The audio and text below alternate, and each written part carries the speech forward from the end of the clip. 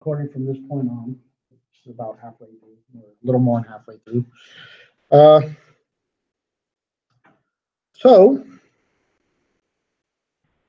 right, I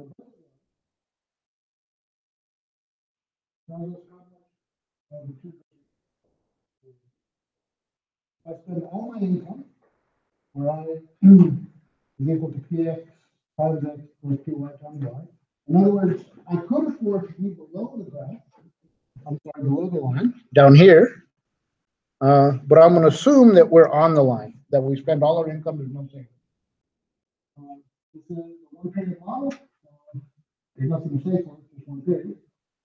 The slope of the budget line tells us how many more units of good fuel I can buy if I buy less than a good one. Another way of saying this is opportunity cost in terms of good fuel consuming a unit of good one. Okay? And at the corners, where I spend all my income on the two paths, I over PY, or I over PX. So now, what I can do is I can put my budget line, it's in line, good one or good two, right, on the same graph as I put my indifference. So, let's say I'm on this indifference curve right here, right, and I'm at point A. I'm spending all my money at point A. Now, I have enough money to where I could get to I can get to a better indifference curve, one that gives me more utility. So if I was anywhere above this, excuse me, above this indifference curve, but below the line, right, I can afford to be there and it'll give me more utility. On the other hand, if I just move up the line here at point A, right, I'm going to increase my utility because I'll get to a higher indifference curve. And I'll keep moving that way until I'm at point B. Once I'm at point B, if I keep moving that way, I no longer move to higher indifference curves. I actually move back to lower indifference. So at point B, right, where the two lines are very touching, is the optimal point in this case when I'm spending all my money, right? That is where I'm spending all my money and I'm on the highest indifference curve. And that's just going to happen to be where, right, the marginal rate of substitution is equal to the ratio of prices. Right? In other words, I'm valuing, right, those two goods in the same way as the prices, right? And therefore I'm getting the most utility at that point. What that means is, right, they have the same slope, my budget and my difference curve, and if they have the same slope and are just very touching, that's known as tangency. The two lines are tangent to one another.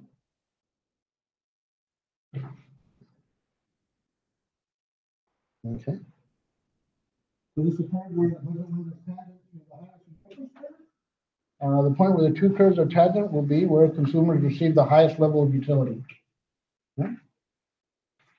So I get the slope, right, of the budget line, which is the ratio of prices, PX over PY, is equal to the ratio of the marginal utilities, or what we call the marginal rate of substitution.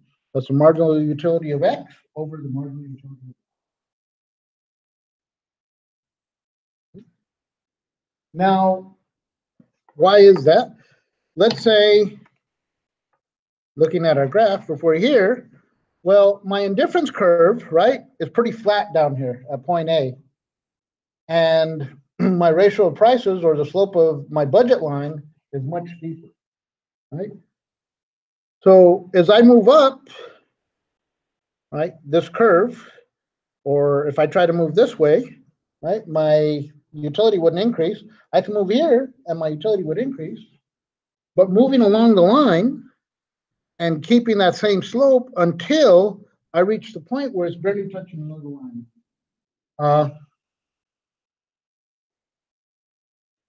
Or in other words, right, as long as the ratio of prices is greater than my marginal rate of substitution, right? I'm not maximizing utility. I have to move in that direction up the budget line, until, right, the slopes are the same, until my marginal rate of substitution, that is the amount of good two that I need to replace a unit of good one and keep the same utility, and my ratio of prices of how much of good two I can get when I give up good one are equal. Right? It tells me that if I give up a unit of good one, I can get more of good two. This will provide me with more utility than the utility loss from consuming one fewer unit of good one. Right? This means that I could do better by consuming less good one and more good two. I can increase my utility by giving up some of good one and moving in the direction of the arrow until I reach point B. At that point, right, the slopes of the two curves are equal, right? And the budget line, I can do better by keep moving along the line or by moving in any other direction. That's the best I can do if I spend all my money. Okay. So here's my example. If I face fixed prices, and we're assuming we face fixed prices, I'm going to adjust the amount of goods I consume until I can monitor and value the goods myself in the same way as opportunity cost. In other words, that marginal utility per dollar equals. Right? I'm going to adjust consumption of ham and eggs until I value ham and eggs in the same way the market. Or in other words, at that point, where my marginal rate of substitution is equal to the ratio of prices. Okay? After everybody adjusts their consumption to spend money on ham and eggs optimally, everybody will end up valuing ham and eggs same as the market, the same as everybody else. Why? Because those prices are fixed and we're buying at those prices. Okay? People will achieve that optimality in different ways. Some people will buy a lot of ham and not a lot of eggs. Some people will buy a lot of eggs and not a lot of ham. Some people will buy equals amounts. It depends on the taste. But in the end, we're all valuing the same way because we're all facing the same prices. Right? It just depends on what ratio of hams and eggs I'm going to do. So my marginal rate of substitution between ham and eggs will be the same as yours because we face the same prices. Questions?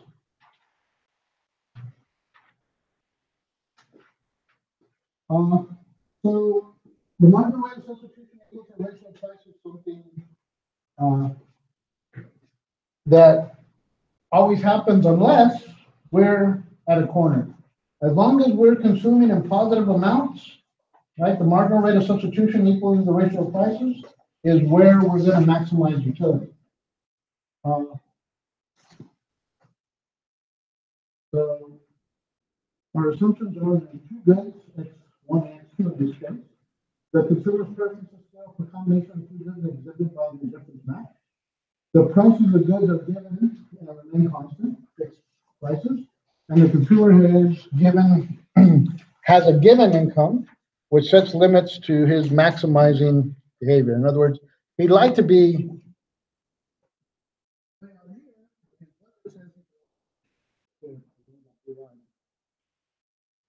right. So given the budget line, it's got to be tied into an indifference curve or the marginal rate of substitution equals to a ratio of prices.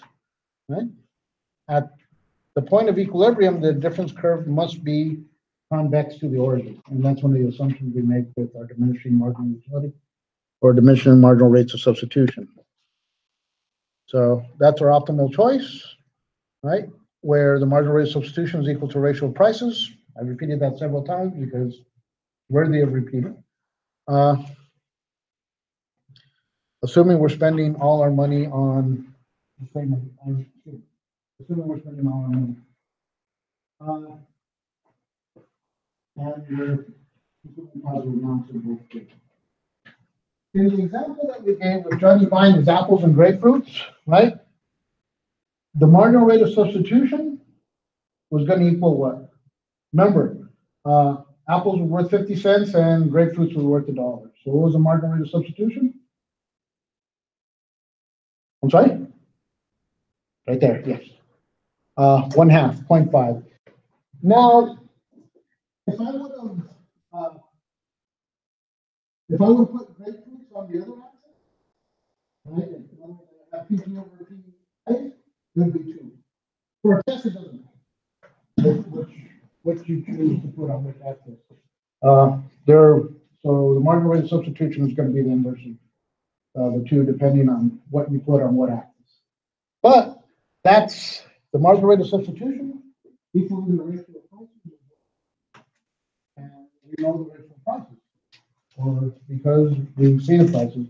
We may not observe utility, but we do observe prices, so we can figure out what the marginal rate of substitution will be. Okay, I told you that that condition, the marginal rate of substitution, always holds as long as we're consuming a positive amount. If we're not consuming a positive amount, it's possible that the indifference curve is not tangent to the budget line. That's known as a corner solution. What that means is there's one of the goods that I'm consuming 0 amount of, not consuming any of it, right? So here it is.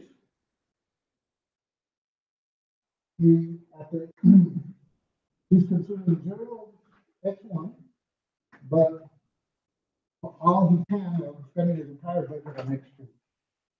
Now, at this point, right, the slope of his indifference curve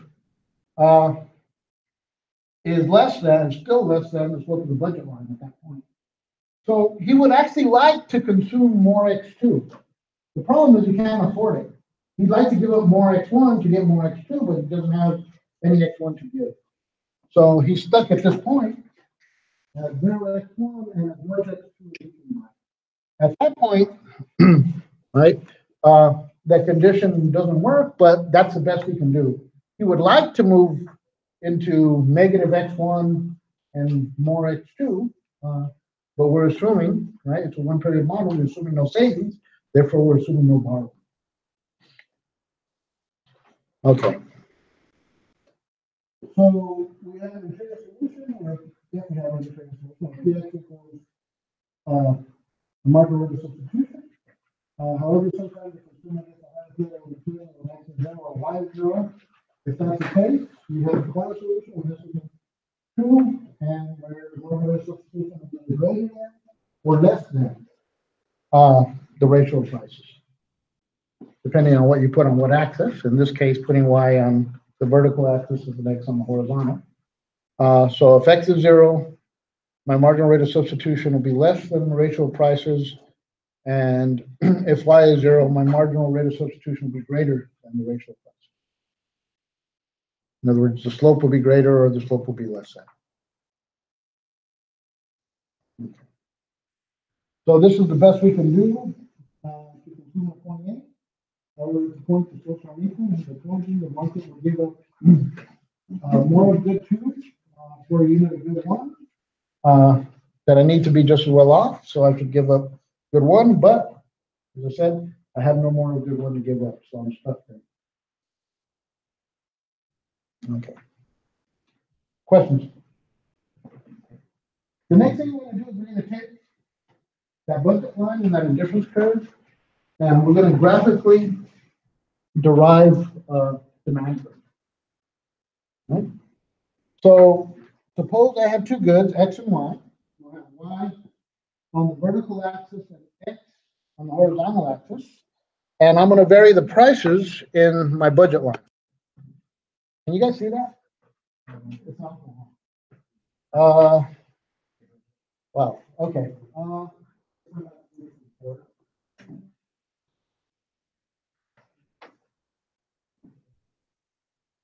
So I have that indifference curve above where you guys can see. So I have X on the horizontal axis, Y on the vertical axis.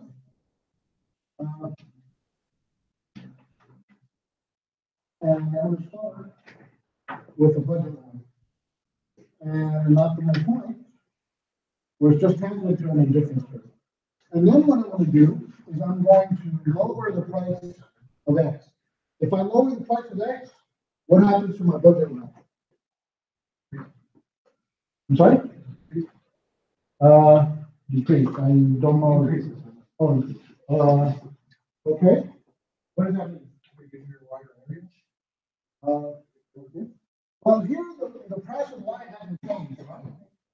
So my intersection is the same, but it's going to be less steep now. My budget line. So I have a new equilibrium point and a higher difference curve. So, and I'm going to allow price to decrease one more time.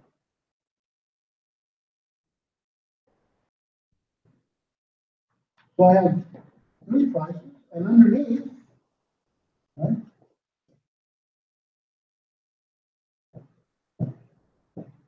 at the highest price, I'm going to consume X1, and I'm going to call it P1.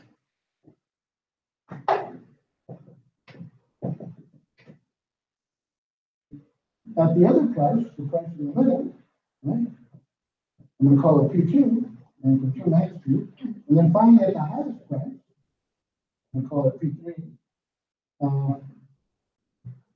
Right, so it's more, I consume X3. I connect those dots, and I get my demand curve. I have price on the vertical axis and quantity on the horizontal axis. That gives me my downward sloping demand curve. Okay? And theoretically, that's where we get our downward sloping demand curve from our diminishing marginal utility and our diminishing marginal rates of substitution. That gives us our downward sloping demand curve. Okay. Just understand when you put the button to the right, we're assuming that the X is increasing in price. And decrease the price. In other words, we start up here at Q1 and decrease it a little bit and do an X2. And then I decrease the price more. And I can do X3. And I connect those dots with those lower prices and the increase X, and I get a downward sloping curve. That's our demand curve. If this was better, you see it.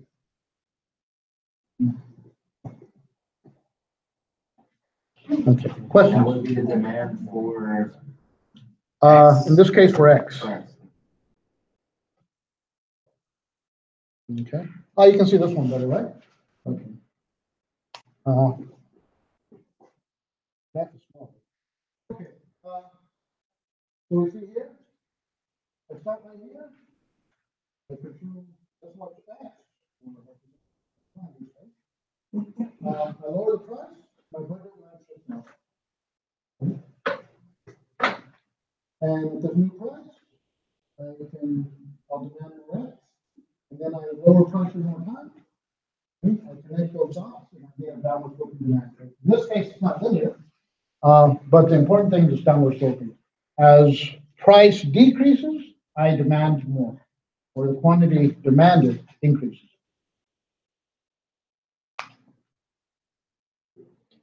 Okay, questions? All right, now I would like to break up demand for product into two effects.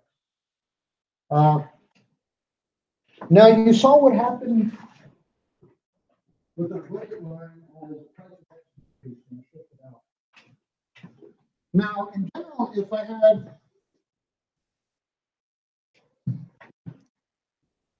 a budget line, a budget constraint, and I just started making more money, well, I could buy more of good Y, and I could buy more of good X. So I just get a parallel slope. With the price decreases, what I get, right, is one axis staying the same, and it's shifting out along the horizontal axis. The reason I'm showing you this because when price decreases, right, the two effects we're going to talk about are the income effect, because when price decreases, right, I can buy more of both goods. Or, for instance, I could buy just a little more of X1 and a little more of Y. because I'm relatively richer when price decreases. And vice versa, when price increases, I become relatively poorer.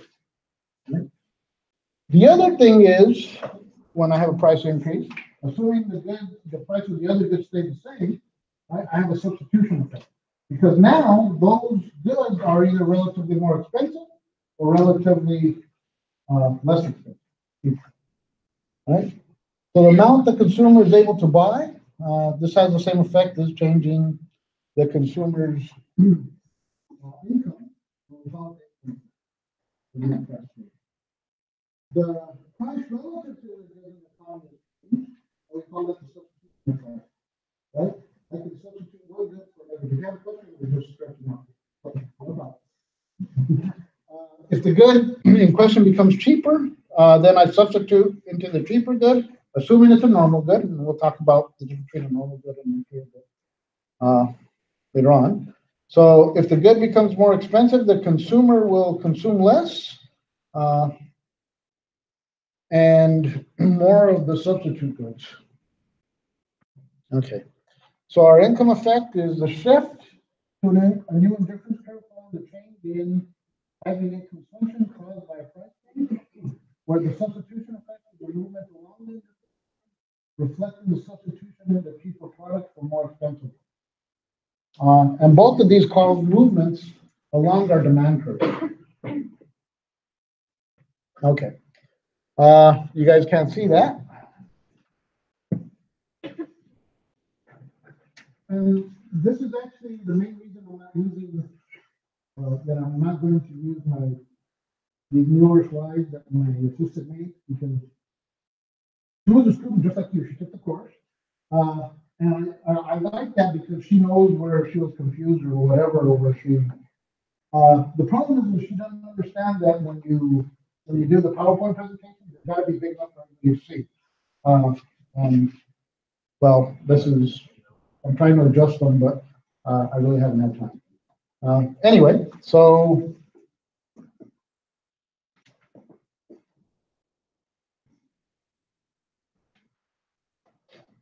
hopefully you can see what I'm writing on the board. Suppose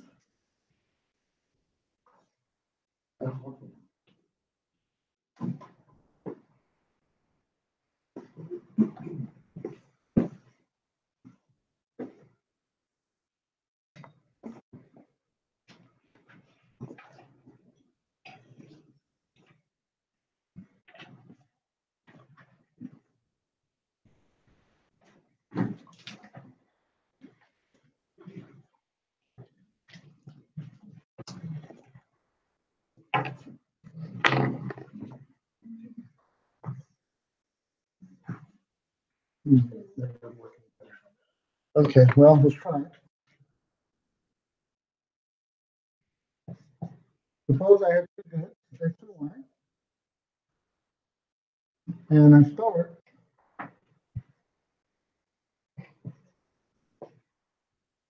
at a point and I have an optimal amount of an equilibrium optimal consumption of X and Y. Now suppose that the price of Y decreases. If the price of Y, which is on the vertical axis, what's going to happen to my indifference curve? I'm sorry? Shift, but along here, right? So I can buy the same amount of X because the price of X hasn't changed, my income hasn't changed. So now, if I could draw a straight line, it would be nice. I have a problem with that. So let's pretend that's a straight line. That's my budget set. Now I have a new equilibrium. And notice in this case, the way I drew it, I'm consuming more of X and I'm consuming more of Y, even though the price of X hasn't changed. Right? So the total I'm going to say X1, X2. Actually, I want to do Y. And for Y2.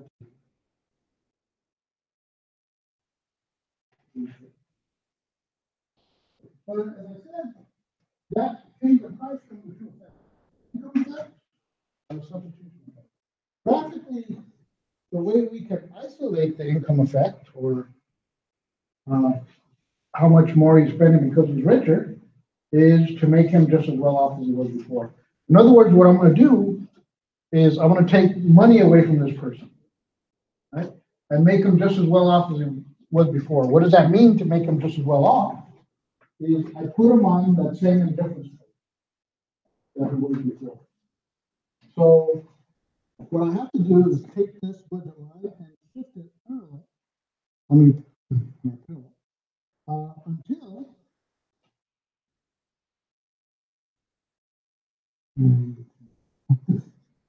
okay, that's tangent to the new line, until he's on that old indifference curve. What that means is he's just as well off as he was before the price change. Okay? And here he's actually buying less X than he was before. But here, the difference between Y1 and Y2 is how much he's buying simply because, or only because, the price changed, and not because he's relatively richer. That's known as a substitution effect. The difference between Y2 and Y1 is a substitution effect. That's a substitution. The rest of the difference, right, what he actually did, or what we took away from him, and we spent that much less on Y3 after the question, that's known as the income effect, because that was the amount of extra Y he was buying because he was relatively rich. That's the income.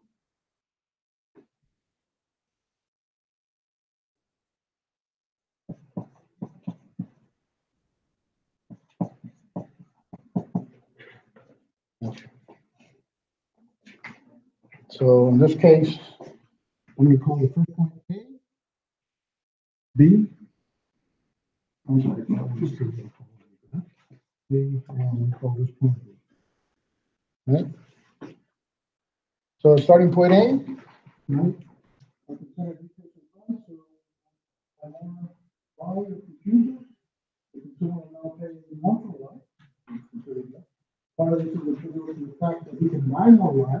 The remainder is attributed to the fact that Y is now cheaper compared to X. That's a substitution effect, right? So the price of X relative to Y has changed. The substitution effect is that change in consumption of both goods using a new price ratio, but that will keep the consumer utility unchanged. In other words, a decrease in price acts just like the change in income of the consumer. The substitution effect happens relative shift from one good to another simply because relative prices have changed. And the income effect is the rest of the movement. I really think I have to rechange these graphs or these slides. Okay.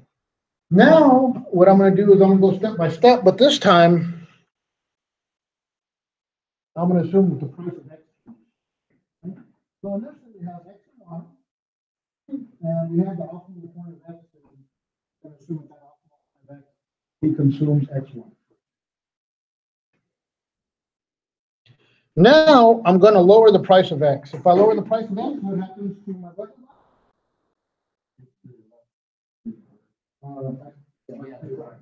Rotate. Let's call it rotate out to that, because it's not really a shift because you stay at the same. Okay, so it rotates out to the right. Right? And now we have a new optimal point.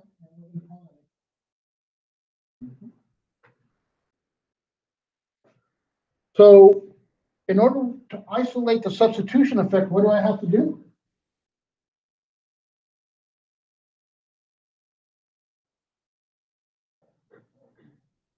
What did I do before when I had Y over here? What did I do? I'm sorry? No, we can't get paid. What? No, okay. What do I do over here? When I shift the budget line, what am I doing? When I shift the budget line parallel.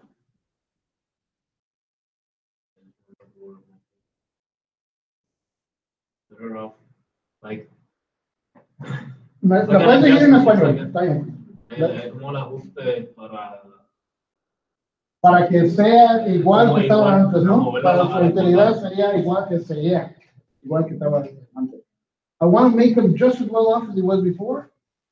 Before the price decreases, he's better off with the price decrease. You buy it. This line is the whole X and Y. So I'm really turning it now. I'm taking money away from him. Right? Now he can't afford the same amount of X he's buying after the price change. I take money away from him and make him just as well off as he was before. The way I make him just as well off is I put him on this difference. Right? On the older difference. That means the utility is the same. I take just enough money, right? So where he's on the old indifference curve. So it's a parallel shift of that curve.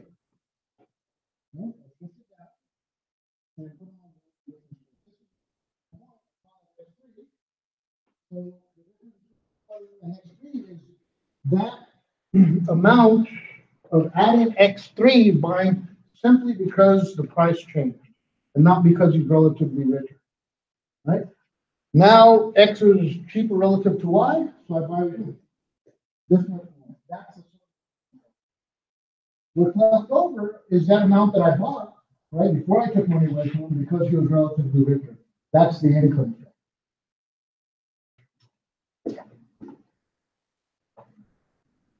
Questions? So the substitution effect we're going to see is always negative, while the income effect's always positive, meaning it's a normal good. Let's see. Let's do this one more time on the board.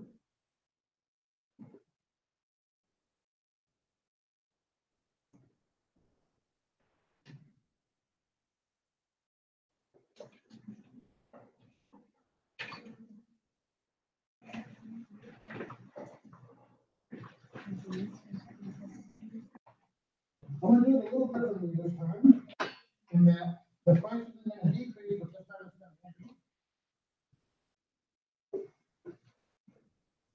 So I start here. I have X and Y, and an optimal point.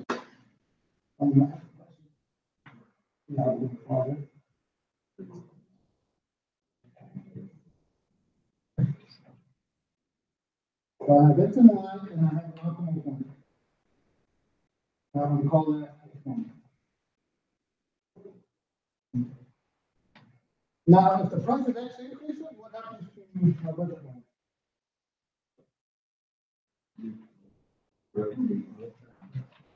In or out? In. Perfect. It rotates in. Now I can afford. Now I can afford less of X. So I have a new optimal point.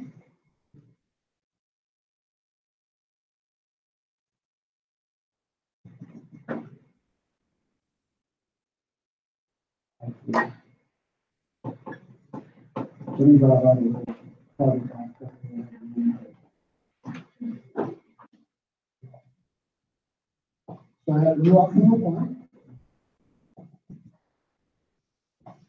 I'll call that XP. Okay. Now to isolate the substitution effect, what do I need to do? When the price decreased, I took money away from him, right? What I need to do now is the price increase? Give him it, right? That means I'm going to shift this budget line out. I'm going to shift it out parallel until it's just tangent to a whole different curve. And that's it. So here, right, I bought that much less of that corn because it was relatively more expensive. Than wine, and the rest of the thing, right?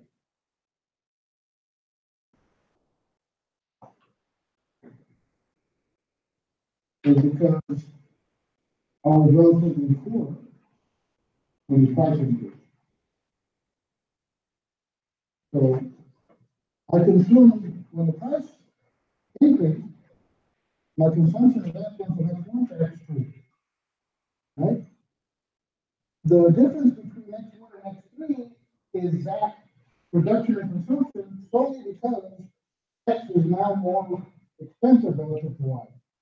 The other part is due to the fact that I'm now poor when the price increases. Right? So if I gave him that money back, right? That's the income tax. Okay. Questions? One more time or anything? Volunteer? You read one? No?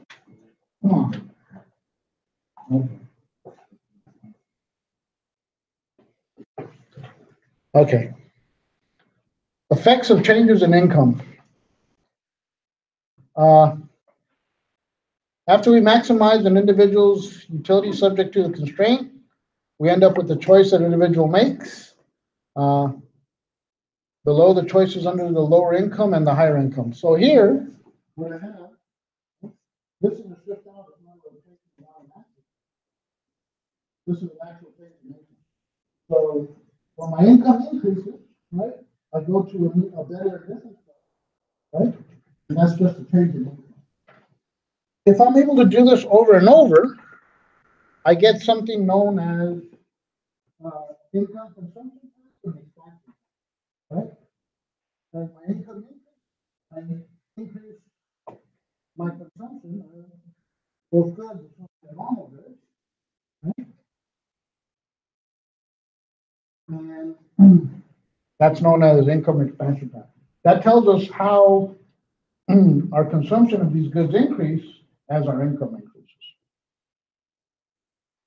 The other thing I want to talk about is something known as an Eagle curve. Here's where I have income on a horizontal axis and a good on a vertical axis.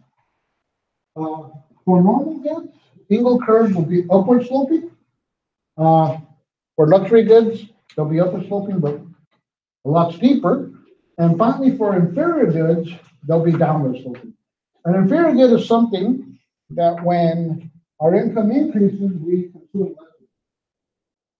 That's something that we really don't like in general, but we can't afford better stuff. And once we can afford better stuff, we don't buy that inferior good anymore, we buy the stuff that we want. Okay. So holding prices constant, if I increase the level of income and the consumption of the good increases, we call it normal good. Right? However, if income increases and consumption decreases, we call it inferior good.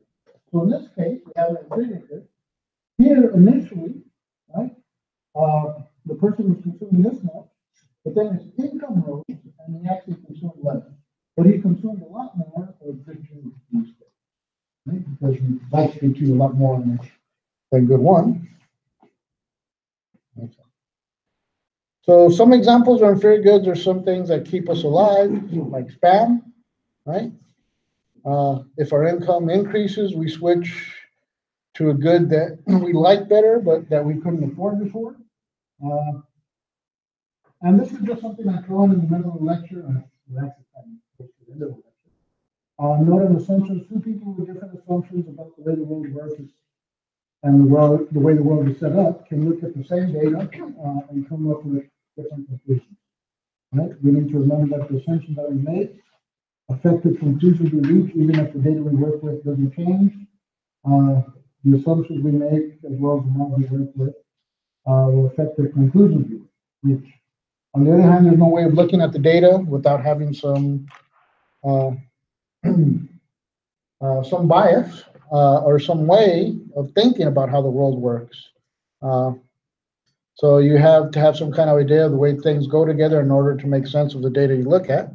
And it just depends on the person looking at the data. But that's not here or there. So if we have an impaired good, that means, right, if my income goes up, I buy less of it. What happens if the price goes down? We know we have two effects. We have the substitution and income effect. What if the income effect is greater than the substitution? Right? In that case, we get a downward sloping demand curve. Now, last time we talked about our general supply demand line, or graph, right? We have upper sloping supply curve and a downward sloping demand curve. Right? And what that means when they met, we got an equilibrium price and quantity. Now, the demand, or when the price was below the equilibrium price, we had more being demanded than being supplied, or we have excess demand. And we talked about it, we said that when that happens, inventory starts building up. What happens? The company puts stuff on sale, right? I'm sorry. I said it backwards. You guys have got to catch me on this stuff. I was thinking up top and I'm pointing down below. Okay. Have excess demand, that means stuff's going off the shelves. Right? I can't keep the stuff on the shelves. So what do? I raise prices. And I keep raising prices until I'm at a point where the amount that I'm willing to supply is equal to the amount being demanded. In other words, my inventory level is just right. I found the price I want. Up here, where the price is above the equilibrium price, I have what's known as excess supply. More is being supplied than being demanded. And at that point, right,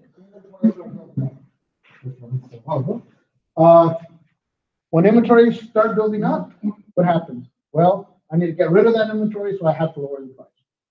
Again, I keep lowering the price until I get to a point where what I'm supplying is equal to the supply.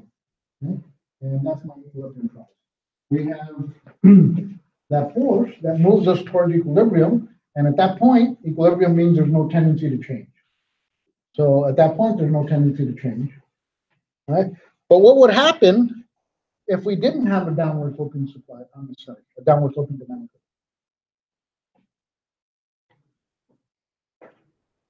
If I had an upward sloping demand curve, right, where the income effect on those negative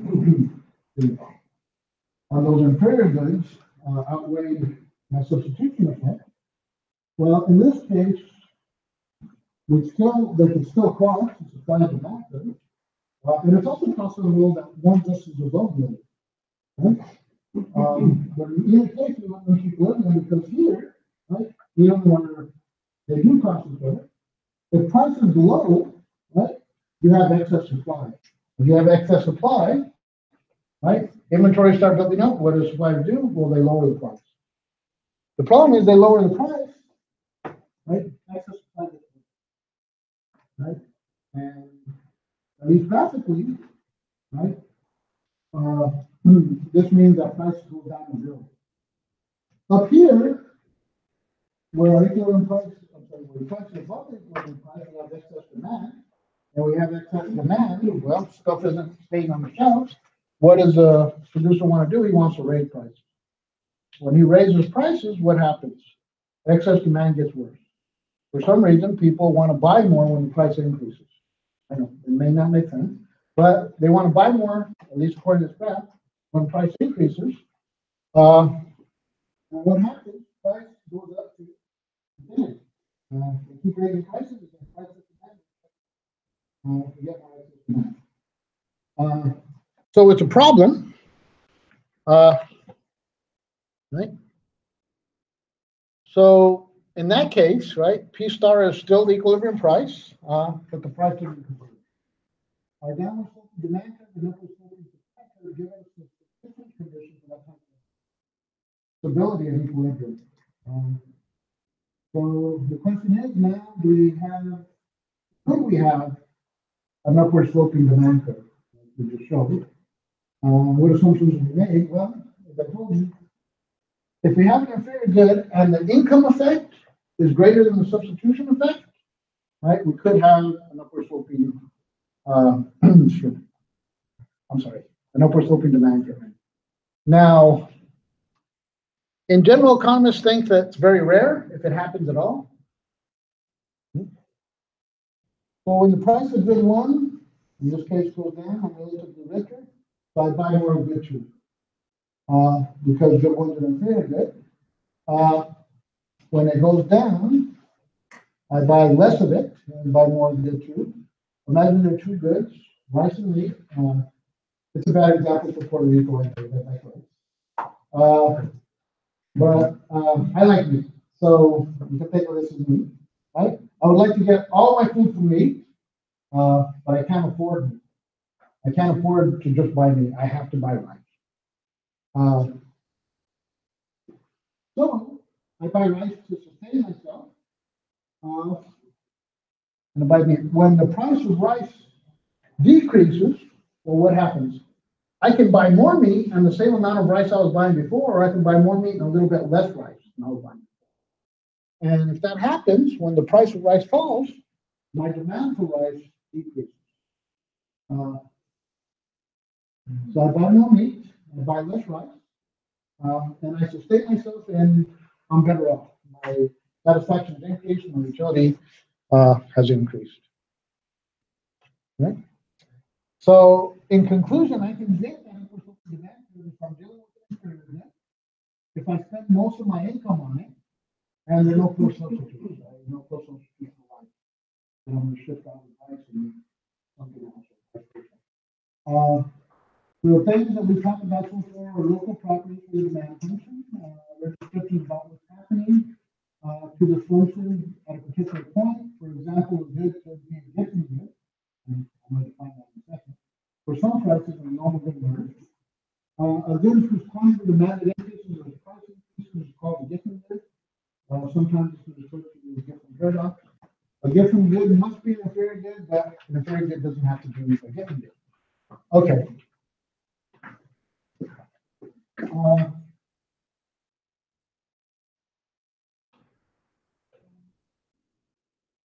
Are there any gifting goods in practice? A student told me about a few semesters ago about a paper written about somebody arguing that potatoes in Ireland were a gifting good.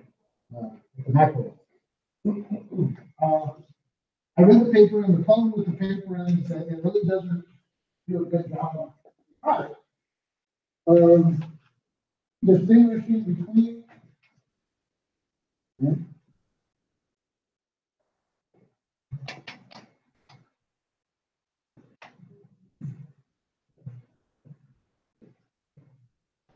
an upward sloping demand curve and shifts in demand.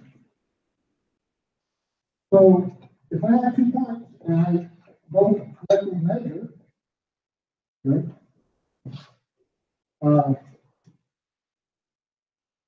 the slope of the demand curve, or if demand shifted, or we especially have a movement along the demand curve, right?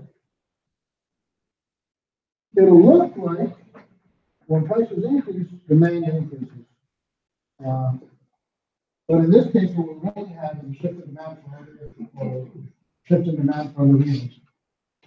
Potatoes are a new world product. They went to Ireland, and the Irish really fell in love with potato because it was perfect for the climate. It grew well in Ireland, and they were cheap to produce. Right? Then they had a fungus that started killing off the potatoes. The potato famine in Ireland.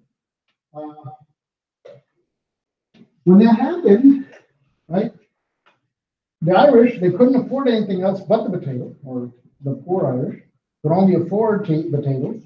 So they argue that the demand for potatoes went up, or that we had we had an upward sloping demand curve for potatoes. When in truth is, I think what happened was actually a shift in demand. For this class, it's really not that important, but for other classes I've had, we have to be very careful between terminology when we say a shift in demand relative to a change in quantity demanded. When we have a change in quantity demanded, that means we're moving up and down the curve. We have a change in demand, we have a shift in the curve. And that's the case. And truth is, there's a couple of examples that people have given for a Giffen good in the world, but at least in my opinion, they're not very strong. And Giffen goods are very rare, and any example of a Giffen good is okay.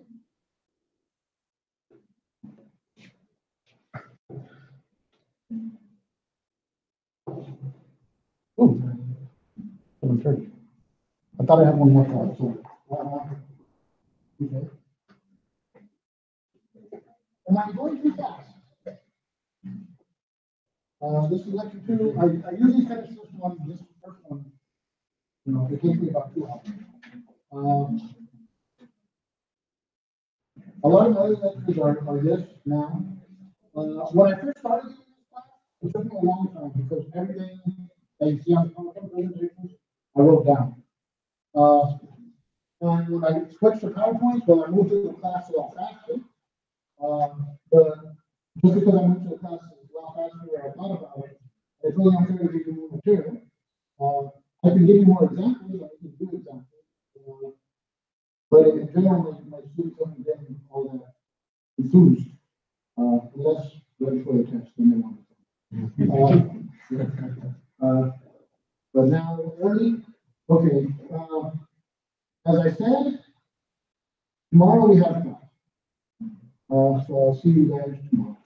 We're going to meet in here again.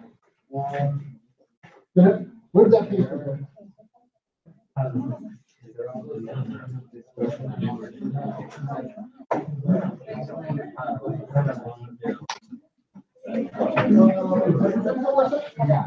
Okay. These PowerPoint presentations are all going to be uploaded.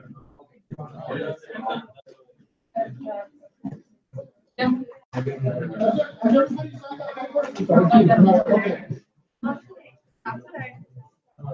Well, I don't need you to sign. We'll get it happen. In other words, I don't want to mark the absence if you think it. So in about 2 or 3 weeks, they'll send me an email saying I have to. As long as you've been here, I'll mark you the first time. So everybody sign that paper on the front. Okay.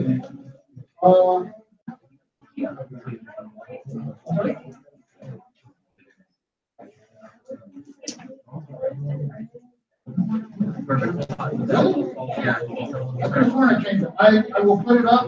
If I don't have it up, I will. If I don't have it up, let's see, by the end of the week, write an email. I told you one, I changed it.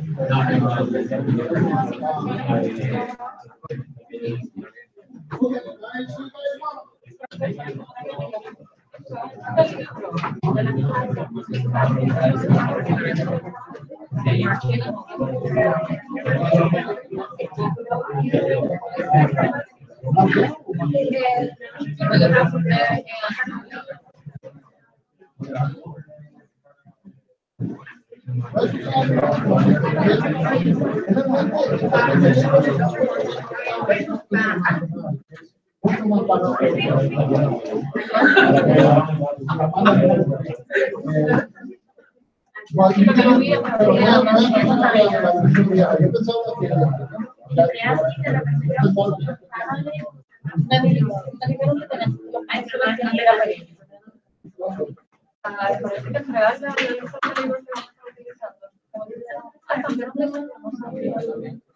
No, deja de informar.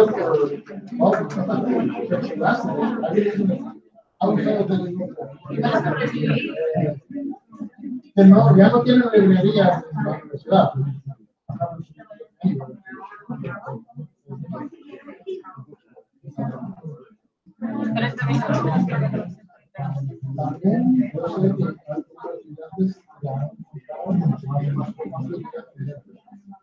Tampoco, no pude.